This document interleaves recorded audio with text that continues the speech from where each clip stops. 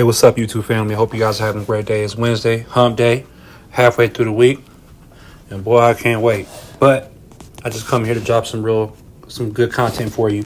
Today, we're going to talk about the black Eskimos.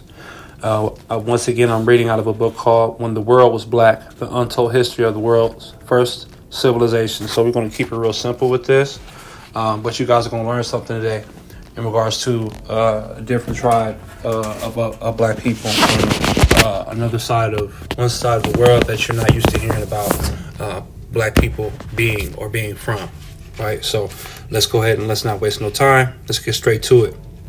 Black Eskimos. We've been taught so wrong that we really believe that there are Eskimos living in freezing cold igloos on the ice in Alaska. For starters, they are known as the Inuit, and Eskimo is a name given to them by other people to insult them. I never knew that. It means eaters of raw meat. Second, they don't live in igloos. Igloos are the temporary housing they construct when they go on hunting and fishing trips in frozen areas.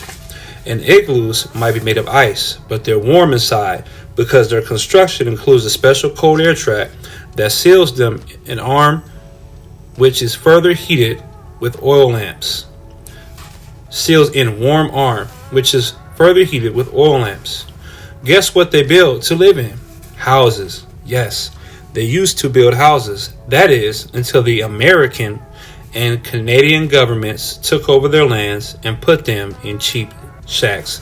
That makes me think about some places in Africa. I wonder if that's what happened to them, because a lot of people like to make fun of the continent of Africa and say, well, how could Africa have advanced technology, or how could Africa have been this great place? Well, if the American Canadian government did it to the black Eskimos or the Inuits, what makes you think they wouldn't have done it to those individuals who are living in Africa? But let's go ahead and move on.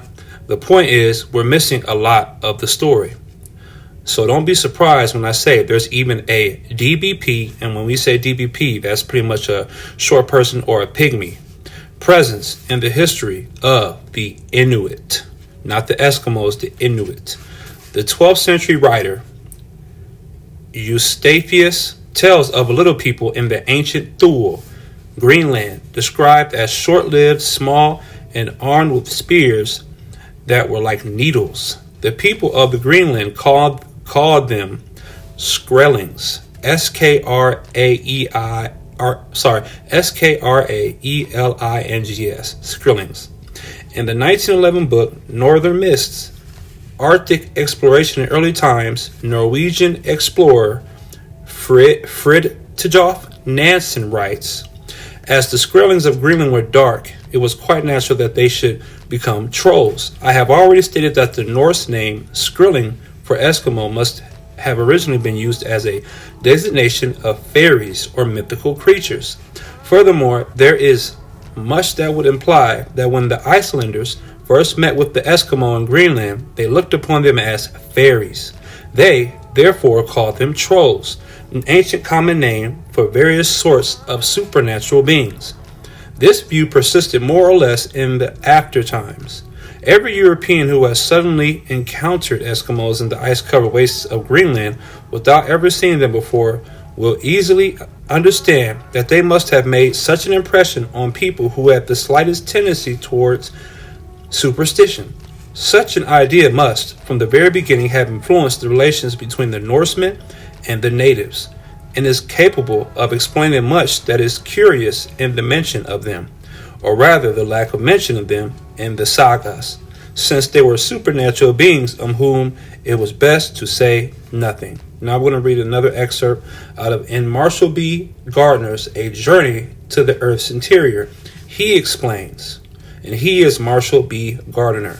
Nansen also notes that when Skrellings were mentioned in Latin writings, the word was always translated pygmy. So that's that name I brought up earlier.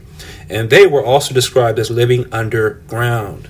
12th century Norse accounts even describe Skrellings bringing them into the fantastic world of their underground settlements, little cities and housing and things of that nature underground. Pygmies were living underground at one point. Nansen later explains that the present-day Eskimo is considerably different from the original Skrilling, described by the Norse, due to Scandinavian intermixture after Norway cut off ties with the Greenland colonies in the 14th century, leaving the Norse to mix with the indigenous people they once avoided. So, explains Nansen, the Eskimo race as we know it today is not the same in the physical appearance as the race that ordinarily came out of the interior of the earth. In other words, many of the dark Skrillings eventually became light brown Inuit. Alright, YouTube fam, let's go ahead and continue in a different section of the book, but in regards to the same topic. Inuit legends of black people. Runako Rashidi has written and published on the original black population of the Americas, who were followed by a later Mongoloid migration that, over time, became the dominant population. Rashidi cites Henry Godwin, who observed the arrival of the Eskimo along the Arctic coasts marked a fundamental transition in the anthropological history of North America. It was the last of a series of long-headed migrations, and the broad faces and slant eyes of the Eskimo marked the initial stage of a long period of Mongoloid domination in lands where Mongoloid people had therefore been unknown. Rashidi adds, Mongoloid peoples, in fact, were soon coming to the Americas in such massive numbers, crossing the Bering Strait in boats rather than across the Beringia land bridge, that they eventually almost totally absorbed the New World's early arrivals. The resulting fusion of peoples constituted the Native American populations at the time of the catastrophic European intrusions during the 15th and 16th centuries. The earlier arrived blacks, the very first Americans, tended to fade away with increasing rapidity into the shadowy realms of fairy tales, myths, and legends. Some native legends of the Americas bound with exploits of early black people. He cites an Inuit legend describing an Inuit woman's encounter with a man who was black all over, even his face. The black man wanted to take the woman to live with him, but her father replied, I won't have my daughter going away with a black man like you. The legend continues. The stranger became angry and made a step toward with his right foot. The whole house shook. I wonder if this so-called big black man was a Nephilim, like Goliath in the Bible. Just a thought. Then the father said to his daughter, my daughter, you'll have to go away with this man. This will go badly with us if you don't. She got ready and left the house with the stranger behind her. Before leaving, he put his left foot down hard on the floor and the house shook again. He went out, put the girl on the sledge, and shoved the sledge because it had no huskies. After a while, they saw a house, the man's house. They stopped and entered. Everything inside was black, and his parents, who also were completely black. There are several myths and legends like this among the Inuit, the Tlingit, and many other native people in northwest Canada, as well as among the Iroquois and others further south. They don masks that look like black people during the most important cultural ceremonies. Clearly, there was some remembrance of a black people deep in their history.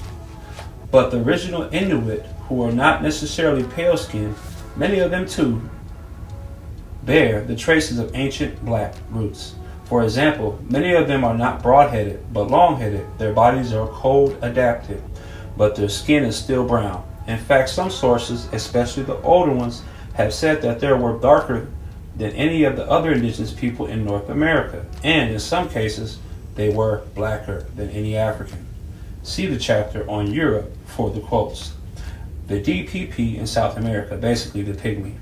As far south as Brazil, there are legends of little people described variously as leprechauns, pygmies, and dwarfs, who are seen sporadically in the Amazon rainforest.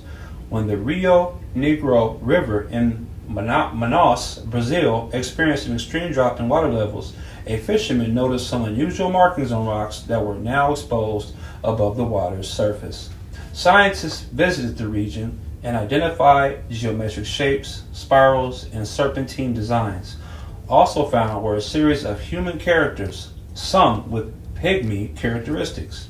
Although rock carvings are hard to date because of the lack of organic material, Scientists have suggested the drawings may date back to about 7,000 years ago, when river levels were similarly low in the region. Very, very interesting chapter. Like I said, we just read in regards to the black Eskimos, the Inuits, not Eskimos, Inuits. Remember, Eskimo was when somebody wanted to demean them, they would call them an Eskimo, but they were really called Inuits. And before that, they derived from pygmies, basically short, very short black people, and they were sometimes seen as leprechauns and trolls and fairies and things of that nature. So it's just very interesting to know that all the cartoons that you may watch today show one side of things, but it seems that there were other nationalities of fairies and leprechauns too, and they were black. So very, very interesting. So I really suggest this book, When the World Was Black, The Untold History of the World's First Civilizations. I have volumes 1 and I have volumes, and I have the second volume too. So the next time I bring you guys some content in regards to this book, it'll be about the 500 nations within the Americas. Just like there were multiple tribes and multiple languages in the continent of Africa that get spoken about a lot, there were just like that here in America. It was the same thing. Different tribes of indigenous black people that have different languages and different nations. That's why it's called the 500 Nations. And I believe that there is also a documentary on YouTube that you can watch called the 500 Nations. So I hope you guys like this content. Very, very interesting stuff. If you like this type of stuff, please like, share, and subscribe. It's your favorite black guy from Nebraska. And yes, there's black people in Nebraska. I'm Adi 5000.